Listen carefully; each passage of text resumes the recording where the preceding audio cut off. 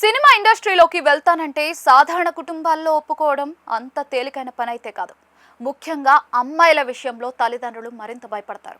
ప్రస్తుతం టాలీవుడ్లో వరుస అవకాశాలతో దూసుకుపోతున్న భాగ్యశ్రీ బోర్సెక్ కూడా తన ఇంట్లో తీవ్రమైన ఎదురు దెబ్బ తగిలింది.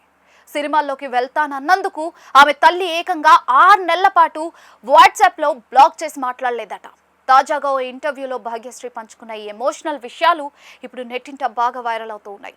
సాధారణంగా ముందటి తరం తల్లిదండ్రులకు సినిమా ఇండస్ట్రీపై కొన్ని భయాలు, ప్రతికూల అభిప్రాయాలు ఉంటాయి.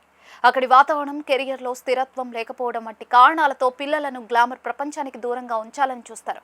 ఇక భాగ్యశ్రీ విషయంలోనూ సరిగ్గా ఇదే జరిగింది. ఆమె సినిమాల్లోకి వస్తానంటే ఇంట్లో ఒక్కరు కూడా సపోర్ట్ చేయలేదు. తాను సినిమాల్లోకి వెళ్తానని మొదట తల్లికి చెప్పగా ఆమె వెంటనే వద్దని తెగేసి చెప్పేసిందట. ఇక పోనీ నాన్నకైనా నచ్చజెప్దామని ఆయనకు కాల్ చేస్తే అమ్మ వద్దన్న పని నువ్వెలా చేస్తావు అని నిలదీశారట. కనీసం అక్క అయినా తనకు మద్దతుగా నిలుస్తుందేమో అని ఆశపడితే ఆమె కూడా తల్లిదండ్రుల మాటకే ఓటు వేసి భాగ్యశ్రీకి బిగ్ షాక్ అయితే ఇచ్చింది. కుటుంబ సభ్యులందరూ వద్దన్నా భాగ్యశ్రీ తన ప్రయత్నాలను ఆపలేదు. సినిమాలపై ఉన్న పిచ్చి ఆసక్తితో ఆడిషన్లకు వెళ్లడం మొదలుపెట్టింది. దీంతో ఇంట్లో వాళ్ళు ఆమెను శత్రువులా చూడటం మొదలుపెట్టారు. కోపంతో ఆమె తల్లి వాట్సాప్లో భాగ్యశ్రీని బ్లాక్ చేసి దాదాపుగా 6 నెలల పాటు అసలు మాట్లాడటమే మానేసింది. ఆ సమయంలో తల్లి ప్రవర్తన తనను తీవ్రంగా బాధించిందని భాగ్యశ్రీ ఎమోషనల్ అయ్యారు.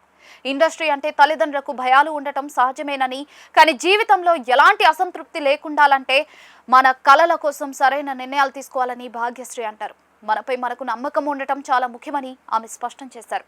మిస్టర్ బచ్చన్ సహా కొన్ని ఫ్లాప్ల తర్వాత ఇటీవల వచ్చిన లెనిన్ సినిమాతో మంచి హిట్ కొట్టి తనను తాను నిరూపించుకున్నారు భాగ్యశ్రీ బోర్సే.